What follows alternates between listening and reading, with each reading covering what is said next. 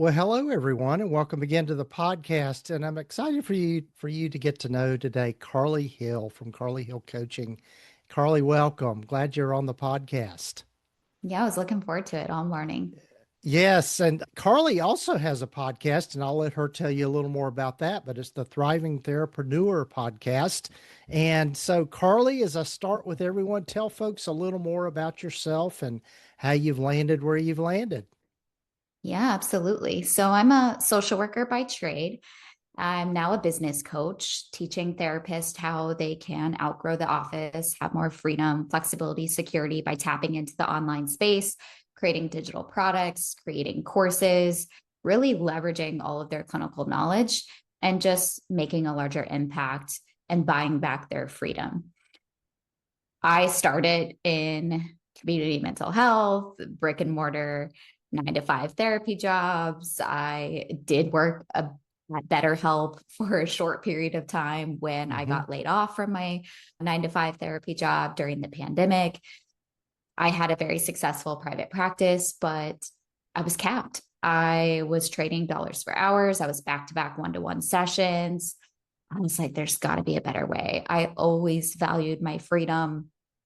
And I really also started studying the online industry at that time.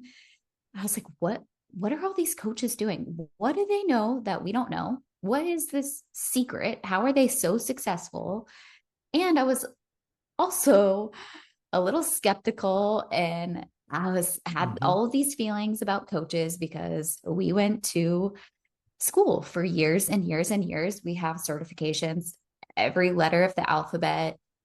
But at the same time, I was curious and I was like, well, you know what? Us therapists should be on the front line of coaching. There's a time and a place and a space for therapy. There's a time and a place and a space for coaching.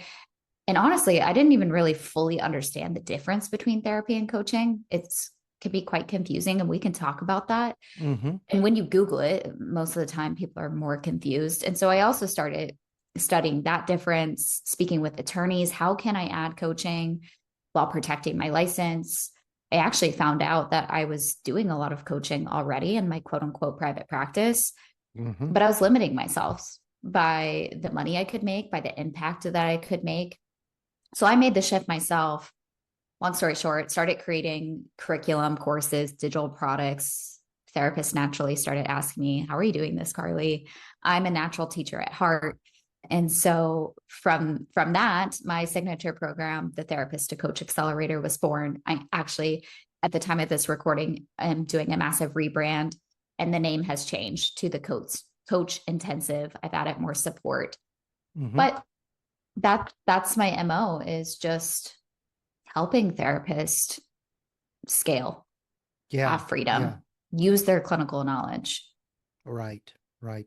Yeah, it's interesting because I've found, kind of a parallel story for me. I've not necessarily I've got a small group practice, and we've not really made the shift to doing coaching. We're still traditional therapy and that sort of thing, but I could probably, I can't break confidentiality, but I could name the clients that I'm just doing coaching with, and we're still Yeah, doing, it's so common. yeah, yeah. And so that sounds like a good place for us to start. Tell us how you define the difference between coaching and therapy, because I think that's something that a lot of us that, like you said, are clinically trained, we struggle with. And I think a lot of times that gets kind of, this isn't a great word, but gets poo-pooed by a lot of clinicians It because it does. feels like yeah, they feel like, oh, well, I'm sinking below my education and my way of helping people. Yeah, absolutely. I'll make it really simple. The easiest definition is coaching is solving a more situational, non clinical, less severe problem. Hmm. Therapy is treating medical necessity. You're treating textbook DSM criteria. It is more severe. Panic attacks, agoraphobia, that type of anxiety. Okay, yes, medical Hmm. necessity therapy. You're having trouble standing up in the workplace. You're a new mom having trouble taking your baby to XYZ place. All right, you can be coached through that.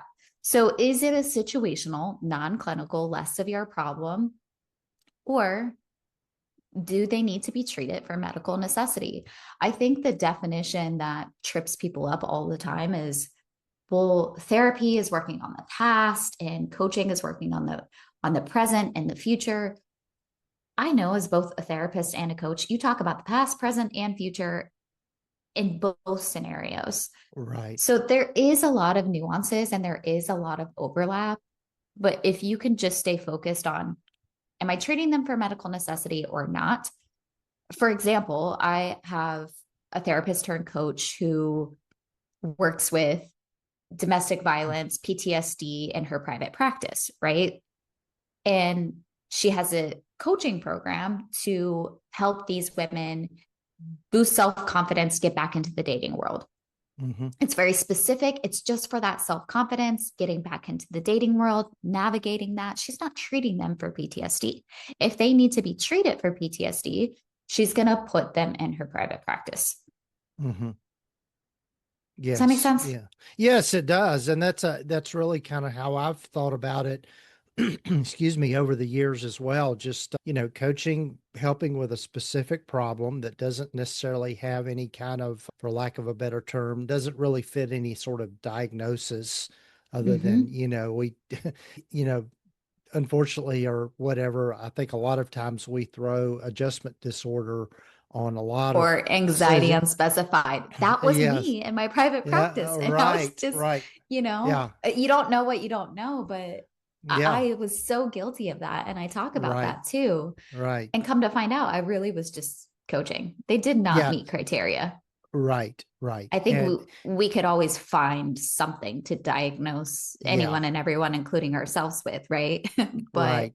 Well, yeah, and the other thing too, I think, is just the fact that, the funding of mental health, there's a lot of debate, in our circle, in our world, whether to be private pay or to accept insurance and that kind of thing. And I think everybody has to make that decision for themselves. But I know for my practice, we're an insurance-based practice, and it's mainly because of the demographics of our area and the number of people that are relying on insurance to get services. But yeah, so there's that whole piece in it as well. But, one of the things I think that a lot of people have thought about, and I know we talked about this before we started recording, was just adding coaching to your practice and ways mhm. to think about that. So let's hear it, Yeah, Carly. yeah, yeah. Yeah, Uh, yeah.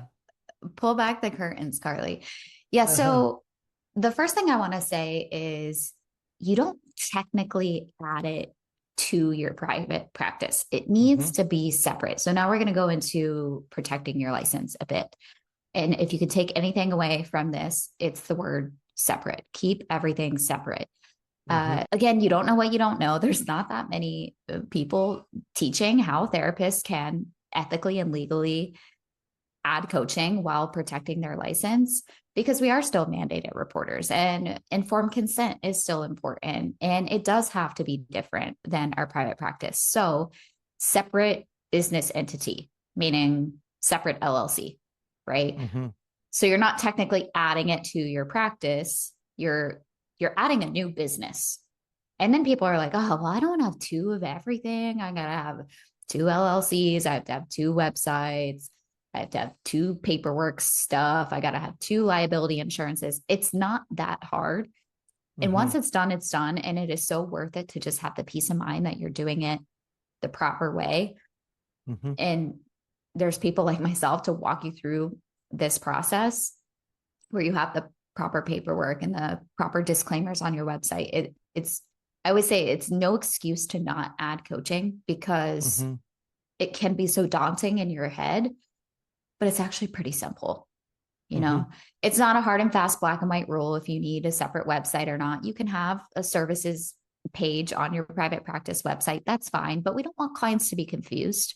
It can be Right. confusing for us to even understand the difference, right? Hmm. And so have different colors and fonts on there, have an explanation of this is the difference between therapy and coaching.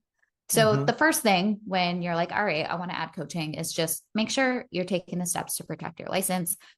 But then you got to figure out your coaching niche, right? Mm-hmm. This gets to be Mm-hmm. fun. It could be similar to what you're doing in your private practice, Mm-hmm. just that more situational, non-clinical, less severe version of that. You could actually be coaching the whole entire time in your private practice. And so that's an easy shift. For me, I just morphed my private practice into my coaching business. So some people have two businesses, some people morph it in. Some people choose to keep their private practice. They just want to reduce their clinical hours. Some people want to dissolve their private practice in due time. It's really up to you. Mm-hmm. Your coaching niche also could be something totally different. It could be a breath of fresh air. It could be something that you've walked yourself through in your personal life. I think that 90% of us are our own ideal client. And there's a beauty in coaching and sharing your story. It really gets to be an extension of yourself, where in therapy, we're taught not to self disclose, right? Mm-hmm. So protecting your license, then figuring out your niche. And then it's really about going to market, letting yourself be known in the space, getting people to Mm-hmm. raise their hand and be like, whoa, what is this that you're offering? Tell me more. This is exactly what I need. And then Yeah. enrolling them as clients. Yeah. Yeah. So how does marketing, how do you think that marketing for a coaching practice differs from marketing for a therapy practice, I guess? Yeah. Is one one Great, one thing. Yeah. great question. Obviously, it's different if you're taking insurance, you're going to market a different way.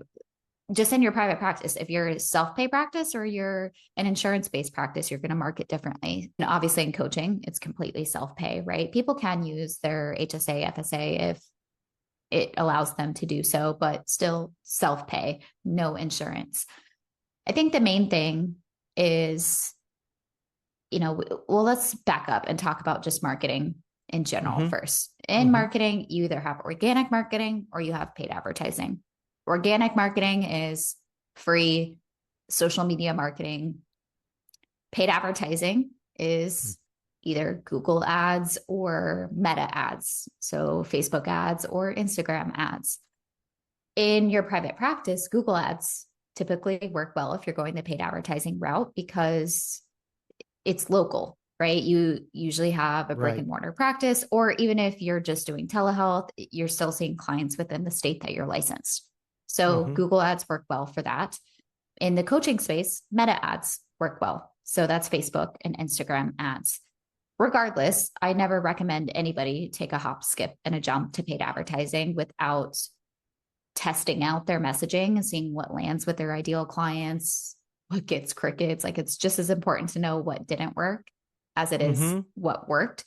Right. And so it really does come down to your messaging, your niche, making sure that you're emotionally connecting with your ideal client avatar, where you are, if you're using social media, stopping the scroll, or you're getting them to open your email because you have a really good subject line. And that all comes down to your messaging. You have to Mm-hmm. let them know that you can help them, that you can solve their problem. People need to like us and trust us Mm-hmm. and know us, but more importantly, they need to know that we can solve their problem. That's what Right. it comes down to. And then Yeah. leading them in the next steps of the journey, right? So once you are top of mind and they do know that you can solve their problem, telling them how they can work with you. What do you have to offer? What is the next steps? Are they booking a call? Are they clicking here?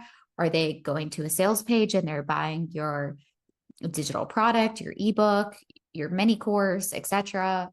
What is the next steps for them to get in touch with you? Right. Right. Yeah. And, one thing that comes to mind for me and just thinking about this is a good resource for people is checking out the Story brand marketing kind of system from Donald Miller, because it addresses all of those things that you're talking about in terms of, making people aware of your presence there and how you can help them. I mean, that's, I think a lot of times we have this idea that if we build it, they will come, but Yeah. that's not, you've got to build it, then tell them about it, and also market from a standpoint of not how great you are, but how you can walk them through the problems that are they're facing and how you help them find that transformation is, I You're think, is an exactly important. right. Yeah. Right. We Yeah. love as clinicians to talk about our process and to talk about even our certifications and Hmm. credentials, and our process is our baby. It's almost like we know too much sometimes. We know Yes. that that's Uh-huh. how it's going to help them, but to be honest, nobody really cares. They don't care about our credentials. They don't care that much about our process, maybe a little bit. It doesn't mean we don't speak to it at all, but Hmm. we speak to their everyday. We speak to their current living hell. We speak to the heaven that they want to get to. We tell them, "Hey, this is how I'm going to help you go from problem to solution." And we're just Right. really clear about it. We dumb it down. We're Hmm. not using AI to write all of our content. We're not copying and pasting things. You're emotionally connecting with them. And I will say too about social media marketing, you have to know, copywriting frameworks. It's not just about consistency. You do need to have a marketing strategy. It's not just Hmm. consistency posting for fluff. All right, I post it Monday through Friday. My job is done. Hands are clean. Well, did you post with a proven path to move them along in the journey and get them to raise their hand? Or are you just Hmm. posting as a chore? Yeah. Yeah. Yeah. That's a really good point, because I think a lot of times people will approach social media in that way. Well, I'm posting stuff every day, but nobody's calling me.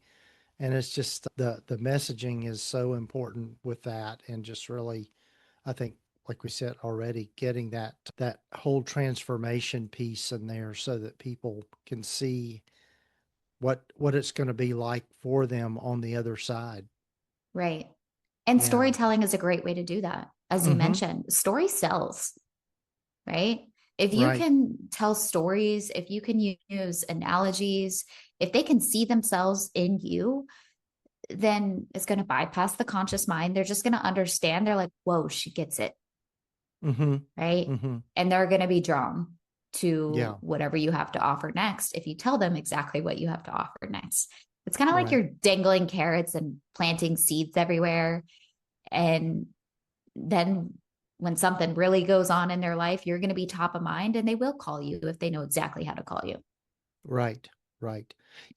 Something you mentioned earlier, Carly, that I think is probably worth exploring is in the therapy world, if you're particularly if you're doing just like individual therapy or you're still providing therapeutic services, you're exchanging your time for giving your expertise and your guidance and that sort of thing. And then there's kind of a ceiling with that, in that there's only so many Mm-hmm. clients you can see in a week and only so much time you can put into it. And I think of it as going from one to one way of providing services to the one to many. So you want to say some more about that, about Yes. how that helps with coach, Yeah. particularly in the coaching world. Yeah. The reality is, and I say this with love, and I've been there. Private practice is not the best business model in the world Hmm. because we are trading dollars for hours. We are trading time for money. We're only getting paid when our butt is in the therapy chair. When our client cancels or no shows or we're on vacation, we're not getting paid, right? We're trading time for money. And the thing is, we know so much. We have so much clinical knowledge. How can we work smarter? How can we leverage all of our knowledge? How can we impact more lives?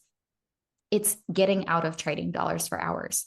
It is public speaking. It is creating courses. I talked to so many therapists and I felt the same way in my private practice. I was sick of repeating myself, right? Like you have a client the day before, you gave them the awesome spiel, you did some great psychoeducation, and then same client an hour later or the next day you're saying it again and you feel like a broken record and you're like, I wish Hmm. I could have just recorded that and had them watch that piece, and that would help them get faster results too, Hmm. right? you're, Right. you're trimming the fat, you're cutting the fluff, and you're giving them only what they need. It's a win-win, right? And the reality is not everybody needs therapy. Mm-hmm. If they don't need to be treated for medical necessity, but they think therapy is the only way that they can get help, they're going to go see a therapist for $150 for 3 years and spend $36,000. And it's going to take 3 years. I mean, I'm just making this up, but this is kind of average, Mm-hmm. right? To get from problem to solution when they could have invested in a signature coaching program that was so hyper niche and so super specific for the exact problem they were having. They get to be around peers that are having the exact problem that they're having, and they can get faster, easier results, cheaper. It's the ultimate win-win. You get to leverage your Right. time, your clinical knowledge, you get to make a little bit more cash, you get to impact more lives, and they get to have faster results, right? Right. Right. So if you want to scale, if you want to impact more lives and you want to slowly buy back your freedom, putting your knowledge into a curriculum, putting your knowledge into something somebody can read, writing a book as Mm-hmm. well. Like I have a book, there's speaking, podcasts, writing a book, doing courses and products. There's so many different ways that you can impact more lives. Right, right. Yeah. And I think it's, it's a better return on the investment of your time to really make that switch from the one-to-one way of providing services to the one-to-many. Right. Yeah, And it because doesn't mean you there's have to give up one-to-one either. right, right, right. Most of my Yeah. clients do a hybrid, even in their signature coaching programs. Mm-hmm. They're doing one group coaching call a week. They have their recorded curriculum, and then they have, X amount of one-to-ones with them. It's the best of Right. all worlds. It's not Yeah. either or ever in life, right? Mm-hmm. It gets to be both and.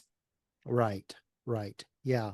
So and so I think being able to think about it in those ways it is so helpful. I know it's been helpful for me in just thinking about my career so far and just being able to think about ways. And it's the reason I started this podcast was just thinking about how I could help more people and, at the same time be able to create additional income besides just my therapy practice and that sort of thing. And so that's how it's worked well for Yeah. me in that journey. Yeah. The potential is limitless. It's endless. I Right. mean, sky is the limit. The world is your oyster. You've been in the game a lot longer than I have. Hmm. You have so much clinical knowledge that you could package up and Oh yeah. sell. And that actually becomes the easy part. Hmm. It's the marketing and reverse engineering your launch plans and actually getting eyeballs on your gold that Yeah. becomes the harder part. But so many clinicians have the fear around, well, I don't know enough, or Hmm. how am I going to know what to put inside this course? Right. I think we forget how much we know sometimes, and it's Right. just Right. innate and intuitive Hmm. in session. You just pull it out of your imaginary tool belt. And sometimes Hmm. clients are like, what you said to me last week is so awesome. And you're like, what did I say to them? Like, it's just, Right. it just comes out, right? Uh, Uh-huh. it's like muscle memory. So Right. if you can leverage AI and use it as a brain dump tool, it's Hmm. just going to mirror back to you everything that you actually do. And it's a plug and play formula that you can spit out your whole course outline in a matter of minutes. And it Right. is exactly what you do with clients. So Hmm. creating the curriculum is actually so incredibly easy. Right. And a good hint for people of, I would say, of both finding their niche, but also finding the thing that they're passionate about are two, I think, very important things in making that transition. To have both of those, I think your passion points to your niche and also just paying attention. Okay, what are the things that I repeat with clients over and over again?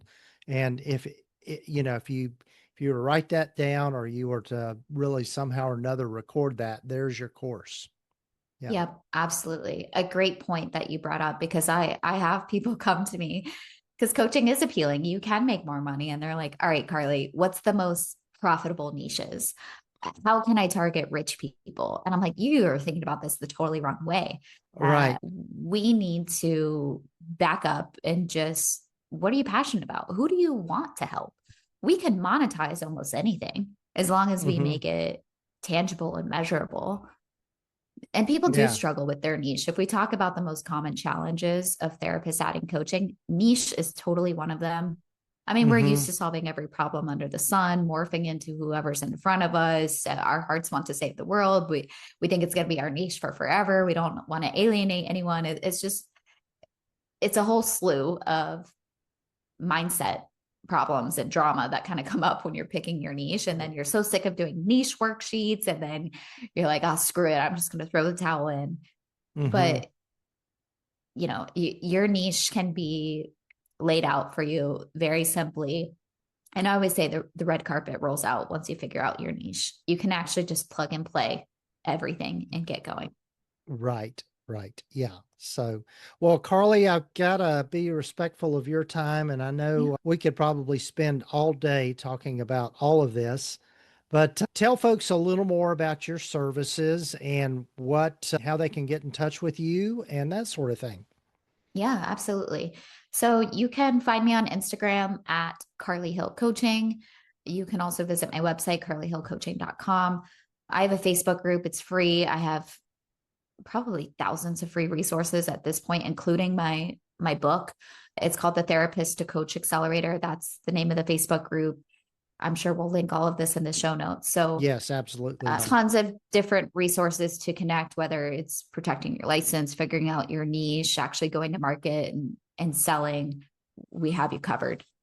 Right, right. And tell folks again the name of your podcast, and I'm sure they can find that wherever they listen to their podcasts, including wherever they're listening to this episode. Yes, absolutely. It's called the Thriving Therapreneur Podcast. And I can't wait to have you on it, Gordon. Yes, I'm looking forward to that. And so, like Carly mentioned, we'll have links here in the show notes and the show summary. And so check it out. And thanks again, Carly, I'm glad we connected. I'm looking forward to having more conversations here in the future. Yeah. Thanks so much. Talk soon. Sure.